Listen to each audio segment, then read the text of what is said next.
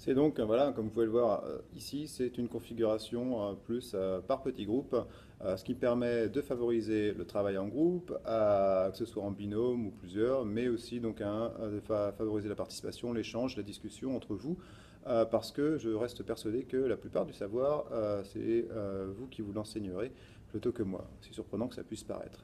Bien. Alors, sinon, en parlant des manuels pour trouver du savoir, donc vous devez avoir normalement le manuel d'histoire, hein, Nathan, collection Sébastien Cotte, première S, ainsi que le manuel de géographie, toujours chez Nathan aussi, collection donc Mathieu. Bien, donc si vous ne les avez pas encore achetés, il est grand temps de le faire. Voilà, donc ça c'est fait. Parlons maintenant du programme. Alors, le programme. Donc, on va commencer par de l'histoire. Nous étudierons le thème de la croissance et de la mondialisation. C'est un thème assez rapide qui nous prendra que quelques heures. Avant de bifurquer sur l'étude de la Première Guerre mondiale, on passera en géographie sur l'approche des territoires du quotidien. Vous ne savez pas encore forcément ce que c'est, mais donc vous vous en rendrez compte bien assez tôt. Donc ça nous emmène jusqu'à fin octobre à peu près. Donc le mois de novembre, ce sera sur l'Europe et l'Union européenne, ainsi que sur les totalitarismes. Euh, et puis, quoi d'autre non, seulement sur les totalitarismes, je dis des bêtises.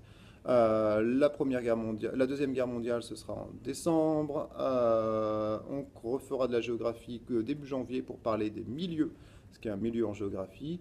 Euh, et on embrayera ensuite sur de l'histoire avec de la guerre froide.